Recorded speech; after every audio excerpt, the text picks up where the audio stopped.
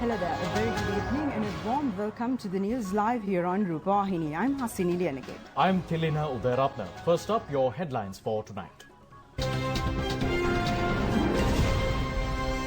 The President says scholars and intellectuals should come forward to fulfill an excellent service for the country.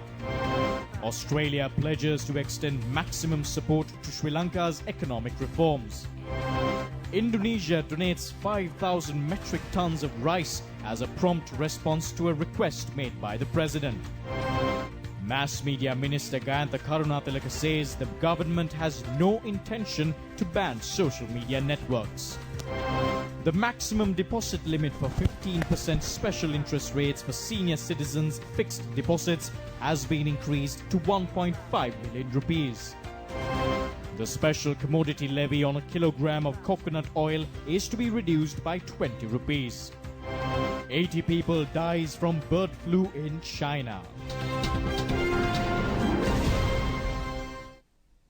In your top local story this evening, President Maithripala Sirisena says intellectuals and scholars should step in to fulfill an excellent service for the country and people identifying social issues. Those eminent personalities should not be confined to a single field and be isolated in society. The President noted that many problems in the society could be solved through the voice of these intellectuals and scholars. The President made these observations when he addressed the 75th anniversary celebrations of Kegol Vidyalaya. He was warmly greeted on his arrival to the school by students. President Maithripala Sirisena declared open the 75th anniversary exhibition. Thereafter, he inspected the exhibition stalls where the students displayed their skills. Addressing the 75th anniversary ceremony, the President said that the government is committed to further strengthen free education and free health.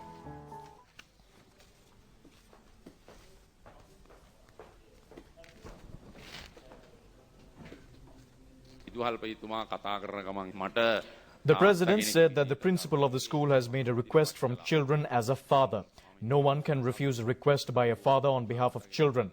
Children asking for many things, only good things will be given to them.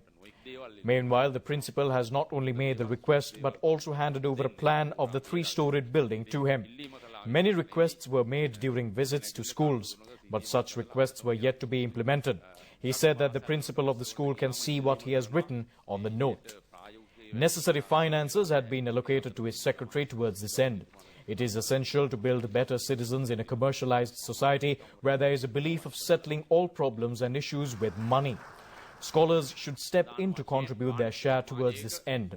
Scholars and intellectuals should bear the task and responsibility in a competitive society. It will help to gain excellent results from schools and universities. In the present-day society, we have seen certain groups of scholars who had confined their activities only to their official work.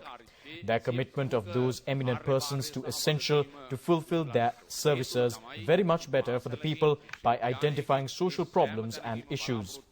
Practical actions are needed in a society where there was a talk on social justice, he said. අපේ උගත් ඇතැම් පිරිස් තමාට අයත් කාර්යභාරයට පමණක් සීමා වී තිබෙනවා. නමුත් සමාජ ගැටලු සහ ප්‍රශ්න හඳුනා ගනිමින් රටට සහ මහජනතාවට වඩා හොඳ සේවයක් කරන්න සෑම විටම උගතුන්ගේ සහ බුද්ධිමතුන්ගේ කැපවීම සමාජ සාධාරණත්වයේ පිළිබඳව අපි කතා කරන සමාජයක ප්‍රායෝගිකව ක්‍රියාත්මක කිරීම සඳහා ඉතා අත්‍යවශ්‍ය වූ අංග ලක්ෂණයක් කියන එක මා පැහැදිලිව ප්‍රකාශ කරන්නට ඕනේ. A set of books with 22 publications compiled by the students of Kegol Vidyalaya was presented to the President.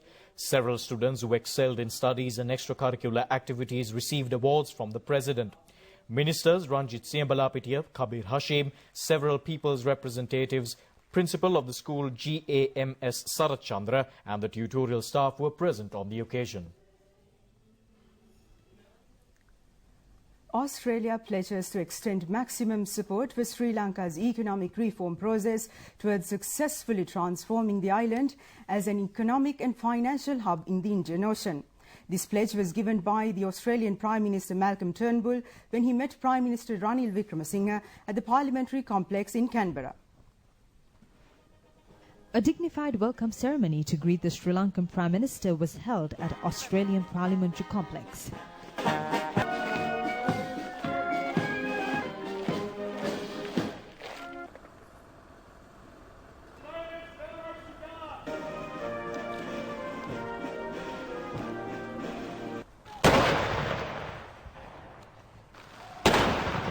This was the first time that a Sri Lankan Prime Minister is attending bilateral talks of mutual interest in Australia since the official tour of Australia by the then Sri Lankan Premier Sir John Kutalavala in 1954. Prime Minister Turnbull introduced Chairman of the Senate, Parliamentary Speaker, Chairman of State Diplomats and high officials to the visiting Prime Minister Ranil Wickremesinghe. He has made a commemorative comment in the Visitors' Book in Australian Parliament. All good, thank you.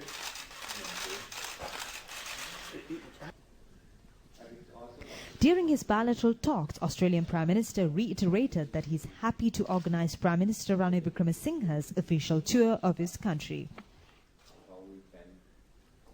Australians make an enormous contribution to. We look forward to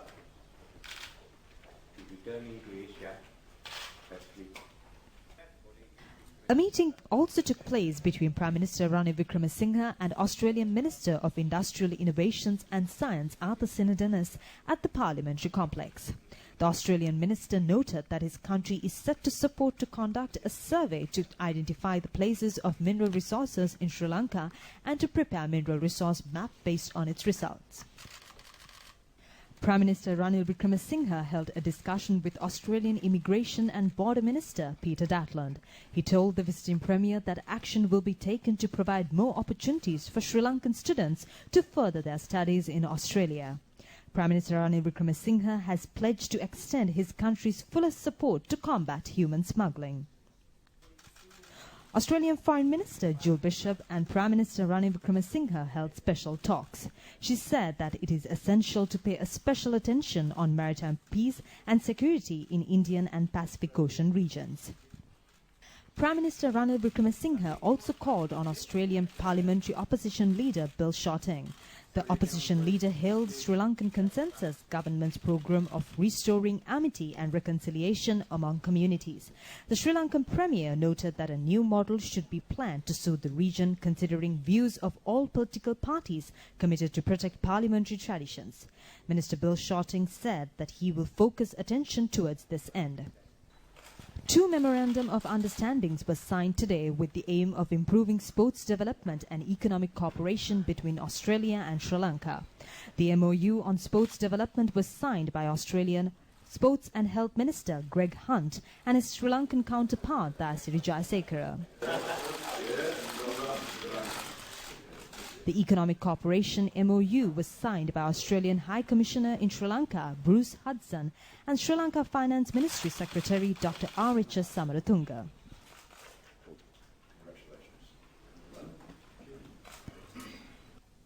Now, on the same note, the two Prime Ministers participated in a special news conference held at the Parliamentary Complex in Australia.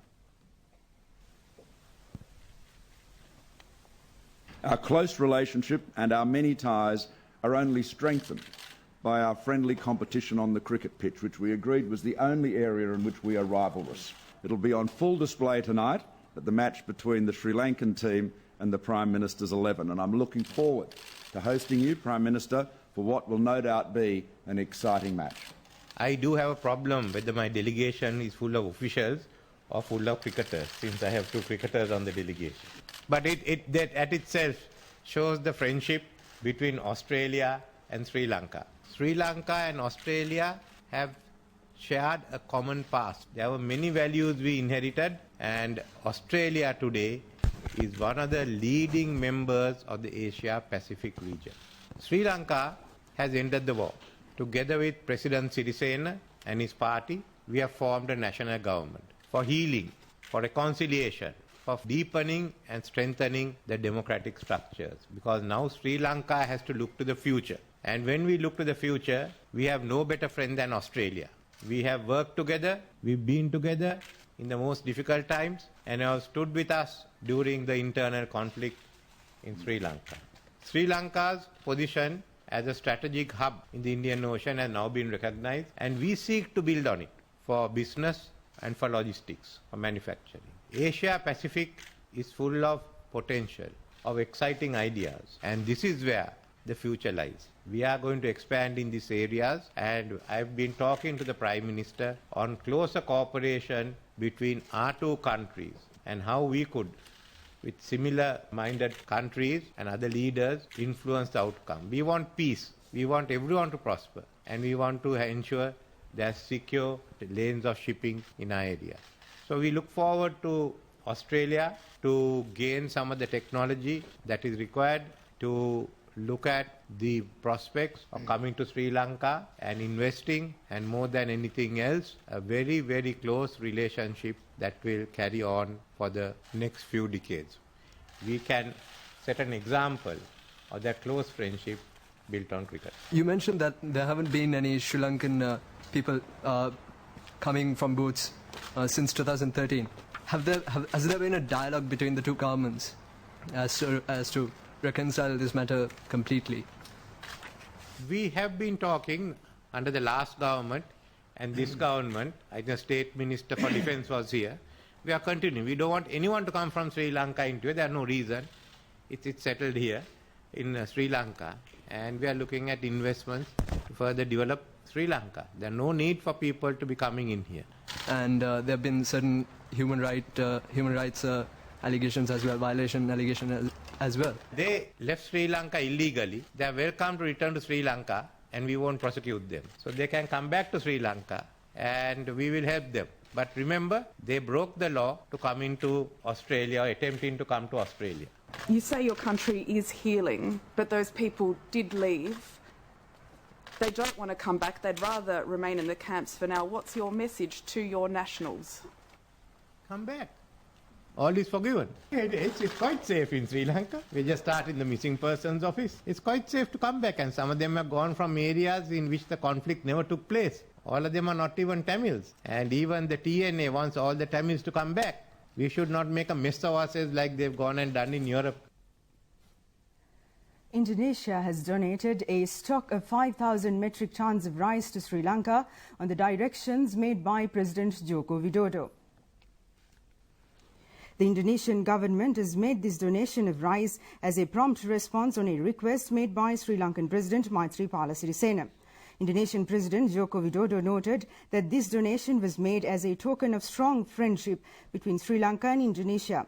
He added that he took measures to make this donation of stock of rice as a solution to emergency situation in Sri Lanka, indicated in the request made by President Maithripala Sirisena. Measures will be taken to ship the stock of rice to Sri Lanka in the next few days. Sri Lankan ambassador to Indonesia, Darshana Pereira, received the stock of rice in the presence of Indonesian Foreign Minister Retno Marsudi and top-level team of state representatives. Co-Cabinet spokesman Minister Gayantha Karunatilaka says that the government has no intention of banning or controlling social media networks. He made this revelation at the weekly Cabinet news briefing in Colombo today. Co-Cabinet spokesman Minister Gayantha Karunatilaka said that there was no methodology to regulate social media networks anywhere in the world. However, there is a need of creating awareness on how to handle social media among the people. The government has no intent to control social media. There was a thought of the need of an independent media commission. Accordingly, a cabinet memorandum was submitted at the cabinet meeting held on the 22nd of November last year. The President and the Prime Minister have accepted his proposal and made a directive to implement it after seeking views from everyone. The date of seeking public views has also been extended. People have provided their views and suggestions for an independent media commission. He said that he hopes to meet religious leaders and heads of media institutions to obtain their views as well. තවදුරටත් දික් කළා කාලය ලබා දුන්නා මහ ජනතාව මේ පිළිබඳ උනන්දුවකින් බොහෝ දෙනෙක් අදහස් ලබා දීලා තිබුණා අපි ලබන සතිය වෙනකොට උත්සාහ කරනවා අනිකුත් ආගමික නායකයෝ මොන ගහෙන්නත් මාධ්‍ය සංවිධාන මොන ගහෙන්නත් මාධ්‍ය ආයතන හිමිකරුවොත් මොන ගහිලා ඔවුන්ගේ අදහසුත් ලබා ගන්න අපි බලාපොරොත්තු වෙනවා. Co-Cabinet spokesman Minister Dr. Rajitha Senaratne has responded to a question raised by a journalist as to whether former Central Bank Governor Arjuna Mahendran is still holding any post in the government following his removal from the Central Bank. He said that Mr. Arjuna Mahendran is not holding any official post. He noted that he came to know that Mr. Mahendran was visiting some ministries to meet ministers. The Attorney General is now investigating into the Central Bank bond issue on a request made by the Prime Minister. The President has appointed a special commission to submit a report on the same issue. The government has seized accounts on perpetual treasuries relating to its bond transaction. There was nothing more to be done against this primary dealer, he said. A national program called Swashakti is to be implemented with the aim of creating 1 million employment opportunities. Cabinet of Ministers has approved this program, which is to be jointly implemented by the National Policies and Economic Affairs Ministry and the Sri Lanka Central Bank. Measures will be taken to provide loan facilities through regional development banks and commercial banks to create 25,000 entrepreneurs. Successful business plans are considered in this regard, and it will be granted loans subject to a maximum of 250,000 rupees. This proposal was made by Prime Minister Ranil Wickremesinghe. A new act is to be drafted for the National Lotteries Board. The Cabinet of Ministers has approved the proposal made by Finance Minister Ravi Karunanayake to instruct the legal draftsman to prepare this new act considering the present market trends. The special commodity levy on a kilogram of coconut oil is to be reduced to 130 rupees from 150 rupees. The Cabinet of Ministers has given its approval for this purpose to maintain the coconut price at a certain level. Special commodity levy of a kilogram of palm kernel and refined palm oil will also be brought down to 130 rupees from 150 rupees. This proposal was made by Minister Navin Dissanayake.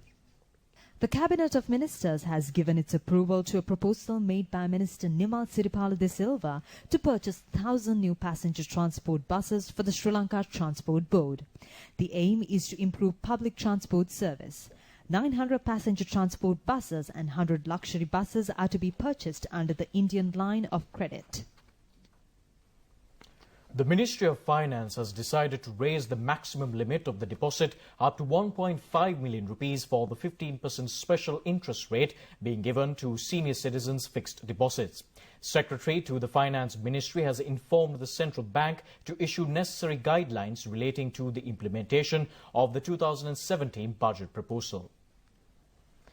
The maximum limit of the deposit for 15% special interest rate was 1 million rupees earlier. It will be increased to 1.5 million rupees with effect from March this year.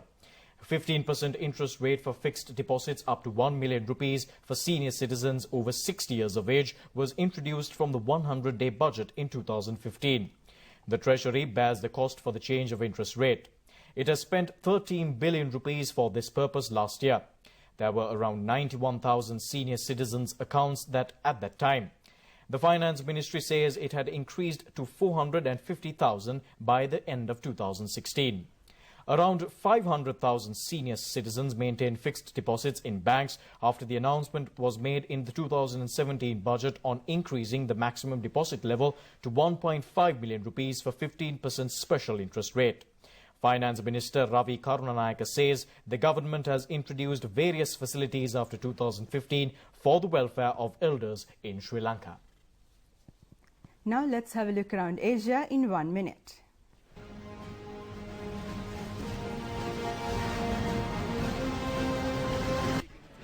South Korea spy agency suspects 2 female North Korean agents assassinated the estranged half-brother of North Korean leader Kim Jong-un in Malaysia.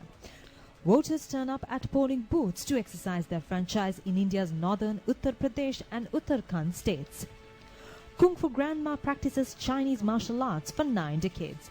Practicing Kung Fu has become a daily routine in John Hexian's life. Every morning, John does Kung Fu exercises without feeling tired. Apparently, she's in good health. India successfully launches 104 satellites in a single mission, setting what its space agency says is a world record of launching the most satellites at one go. India's Defence Minister Manohar Parrikar announces the creation of Defence Innovation Fund to support startups looking to contribute to the sector.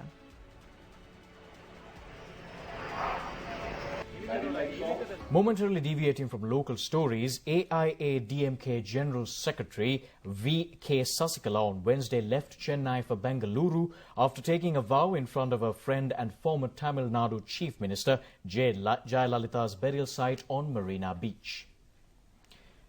After the Supreme Court rejected her request to give her more time to surrender in a Bengaluru court today, Sasikala, who is a convict in a disproportionate assets case involving Jayalalitha and others, left the late leader's Post Garden residence around 11:45 a.m. She was accompanied by her sister-in-law, J. Elavarasi, who is also a convict in the case. A few AIA-DMK leaders and their relatives followed her in other vehicles. Sasikala went straight to the Jayalalitha's memorial on Marina Beach. Sasikala left the memorial after greeting AIA-DMK cadres. She spent 10 minutes at the memorial. A convoy then went to late Chief Minister M.G. Ramachandran's residence in Ramapuram on the outskirts of the city, where she sat in front of the MGR's portrait for a few minutes and prayed. Her supporters shouted slogans praising her as she got into a vehicle and left. Minister Dr. Rajitha Senaratne says the government is committed to restore the freedom of education of all children in the country. He made this observation when he expressed his views on the Malabar Private Medical Institute issue at the weekly Cabinet News briefing in Colombo today. Co-Cabinet spokesman Minister Dr. Rajitha Senaratne said that the Medical Council, the then government and the SITEM worked together at that time. They were responsible for giving birth to the child and looking after him for 6 years. Thereafter, this child was handed over to the present government. How can we kill the child looked after by the previous regime? Former president has left after doing all those things. A similar thing was done in Kotalavala Defence University. The medical ordinance was amended to give the registration to Kotalavala Defence University. SITEM is enrolling students under University Grants Commission. It is following the UGC methodology. Rajapaksa regime was in power at that time. Gotabaya, who was the head at that time, had been able to get the registration from the Medical Council within 45 minutes as he wielded power more than the then President Mahinda Rajapaksa.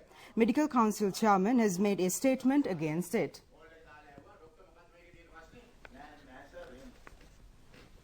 A Pirit chanting ceremony to mark the 35th anniversary of Sri Lanka Rupawahini Corporation was conducted last night.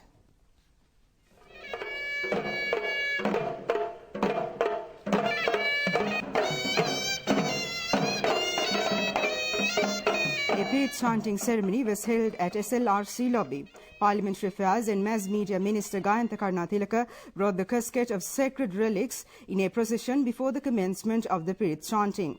The chief incumbent of Kotte Sri Jayawardena Ramaya, the Venerable Devahande Panyasekara Thera, officiated the Pirit chanting ceremony conducted in the presence of SLRC staff.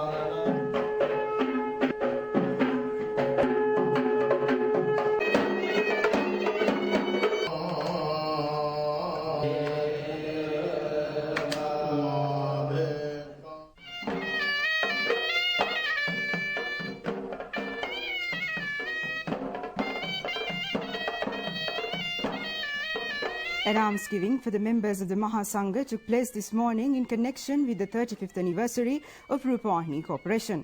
30 Buddhist priests from several temples, including Kotte Sri Jayawardena Ramaya, participated. SLRC Chairman, Attorney at Law Ravi Jayawardena and staff were present.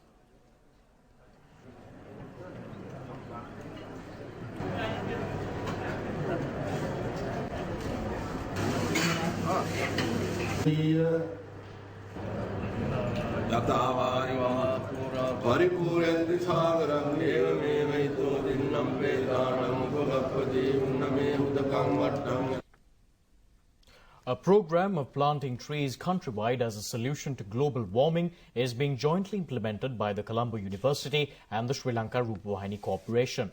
It was launched at a token tree planting campaign today under the patronage of Rupawahini Corporation's chairman, Attorney at Law Ravi Jayawardena. The program is being handled by the Zoological and Environmental Science faculty of the Colombo University.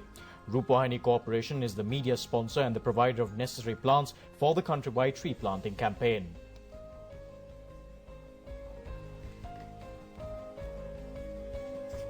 Addressing the launching ceremony, SLRC chairman, attorney-at-law Ravi Javaratana noted that as the national television, Rupawahini Corporation always focuses its attention on programs of national importance.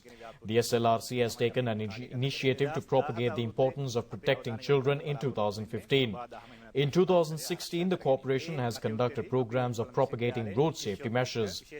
He disclosed that a special program of protecting the environment and nature will be implemented along with the students of the Colombo University this year.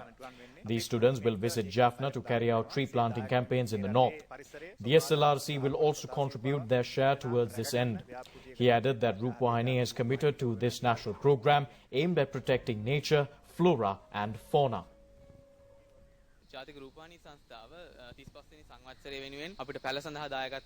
This program is being implemented at university level. Necessary plant material will be distributed among schools countrywide. It will be launched from the Jaffna University on the 17th of this month. Plants will also be distributed among 50 schools in the Jaffna district. Kohomba Kankarya traditional ritual organised in connection with the 35th anniversary of Sri Lanka Rupawahini Corporation will begin at corporation premises tomorrow at 9 p.m. All arrangements have been made to perform Kohomba Kankarya traditional ritual. Significance of this ritual is the inclusion of all dancing items in the Kohomba Kankarya, which will be performed tomorrow at 9 p.m. Several traditions of this ritual were fulfilled today. A new well was built to obtain water for the ritual. The maiden drum beating will take place after making offers to all gods.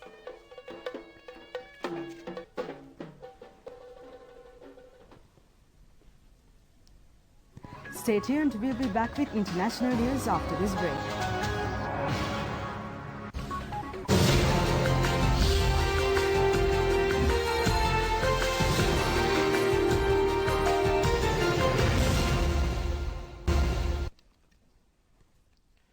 Well, in international news, we straight away take our way to China. As many as 79 people have died from H7N9 bird flu in China last month. The government said, stoking worries that the spread of the virus this season could be the worst on record. January's fatalities were up to 4 times higher than the same month in past years and brought the total H7N9 death toll to 100 people since October. Data from the National Health and Family Planning Commission showed late yesterday. Authorities have repeatedly warned the public to stay alert for the virus and cautioned against panic in the world's second largest economy. But the latest bird flu data has sparked concerns of a repeat of previous health crises like the 2002 outbreak of severe acute respiratory syndrome, SARAS. Other netizens in the Chinese blogosphere worried about the pace of infections and called for even more up-to-date reports. China, which first reported a human infection from the virus in March 2013, has seen a sharp rise in H7N9 cases since December.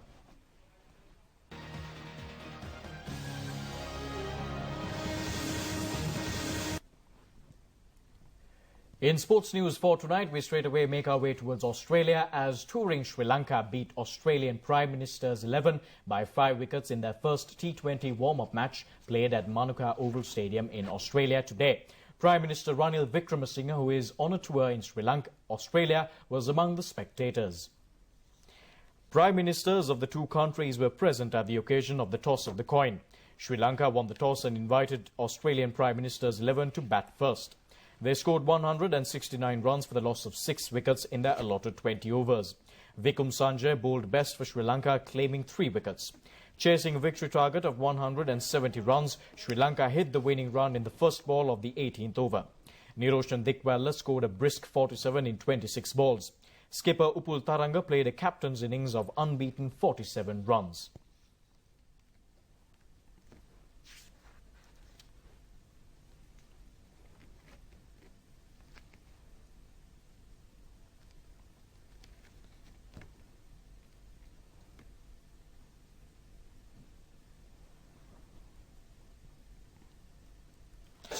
The Australian Prime Minister Malcolm Turnbull and Sri Lankan Premier Ranil Wickremesinghe attended a special reception before the commencement of the match at the Sir Donald Bradman Stadium in Onaka Oval Stadium. Meanwhile, Sri Lanka women's team beat the Pakistan women's team in a qualifying match for the 2017 Women's Cricket World Cup tournament today. Pakistan women's team batting first scored 212 runs for 7 wickets in 50 overs. Nahinda Khan top scored with 64 runs. Inoka Ranavira and Shamari Sarorika took 2 wickets each. Sri Lanka scored the winning target of 213 runs in 47.4 overs. Ishani Kaushalya scored an unbeaten 65 runs. Prasadini Virakudi chipped in with 45 runs. Before wrapping up the news tonight, on your weather forecast, the Met Department says that fairly strong gusty winds are expected over the country and surrounding sea areas. The showery condition is expected to reduce again by tomorrow and likely to enhance during 19th to 20th of February. Several spells of showers will occur in the north central, eastern and Ubud provinces and in the Hambantota district. Showers or thunder showers are likely at a few places in the western, Sabaragamuwa central and southern provinces after 2 p.m. There may be temporary localized strong winds during the thunder showers. General public is kindly requested to take adequate precautions to minimize damages caused by lightning activity. And that's a wrap on tonight's Rupuhaini English News. Join us once again tomorrow at the very same time. Until then, good night. Good night.